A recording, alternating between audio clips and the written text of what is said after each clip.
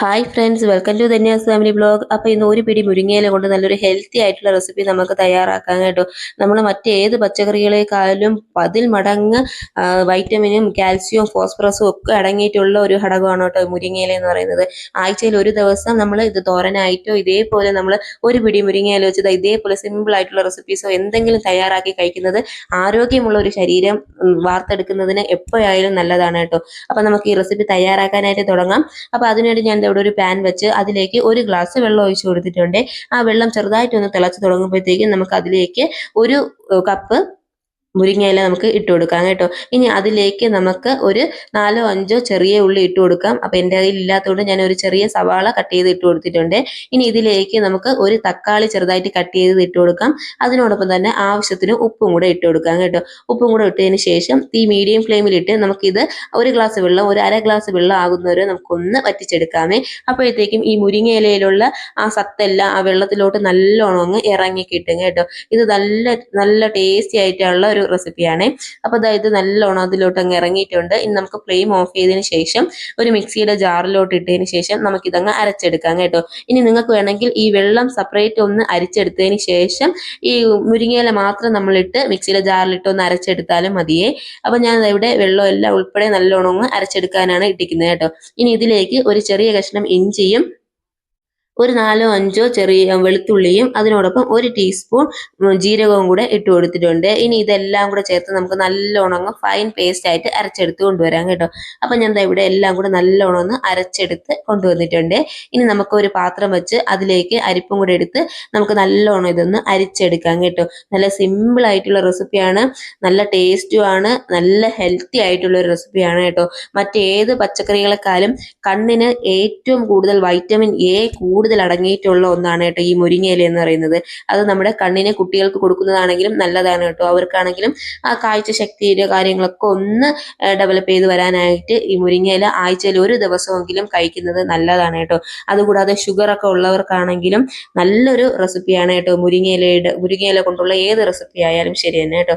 അപ്പോൾ ഇവിടെ ഞാൻ നല്ലോണം അതങ്ങ് അരിച്ചെടുത്ത് വെച്ചിട്ടുണ്ട്. ഇത് നമുക്കിനി ഒന്ന് ചൂടാക്കാനായിട്ട് തുടങ്ങാം കേട്ടോ. അപ്പം ഞാൻ മുരിങ്ങയില ആ അരിപ്പിലോട്ട് കൊടുത്തിട്ടുണ്ട്. അതിനോടൊപ്പം തന്നെ മിക്സിയുടെ ജാറിലേക്ക് ഒരു ഗ്ലാസ് വെള്ളവും കൂടെ ഒഴിച്ച് ഒന്ന് കലക്കി എടുത്തിട്ടുണ്ട്. അപ്പോൾ അതെല്ലാം കൂടെ ചേർത്ത് നല്ലോണം അരിച്ചെടുത്ത് വെച്ചിട്ടുണ്ട്.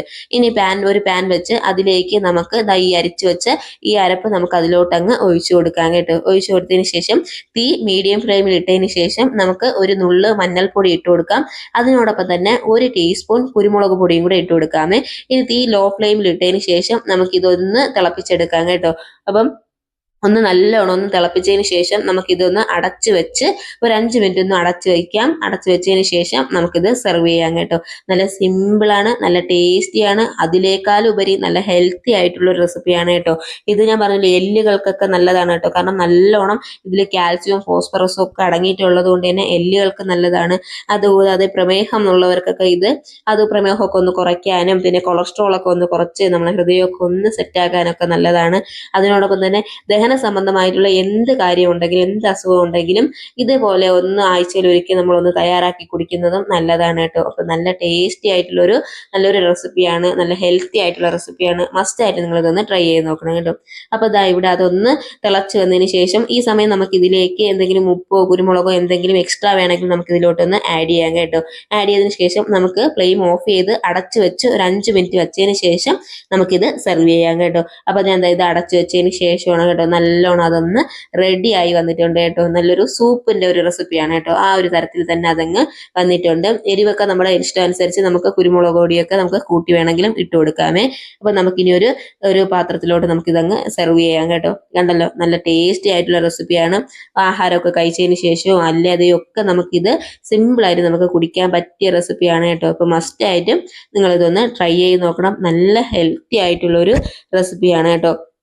അപ്പോൾ മസ്റ്റായിട്ടും ട്രൈ ചെയ്ത് നോക്കൂ. ഫീഡ്ബാക്ക് കമൻസ് ആയിട്ട് അറിയിക്കാൻ മറക്കരുത്. അതുകൂടാതെ മുൻപോട്ടും ഇതേപോലെ സിമ്പിൾ ആയിട്ടുള്ള റെസിപ്പീസ് ഒക്കെ ഞാൻ ഇട്ടിട്ടുണ്ട് കേട്ടോ. അപ്പോൾ അതെല്ലാം ഒന്ന് കയറി കണ്ട് ചാനൽ സപ്പോർട്ട് ചെയ്യാൻ മറക്കരുതേ.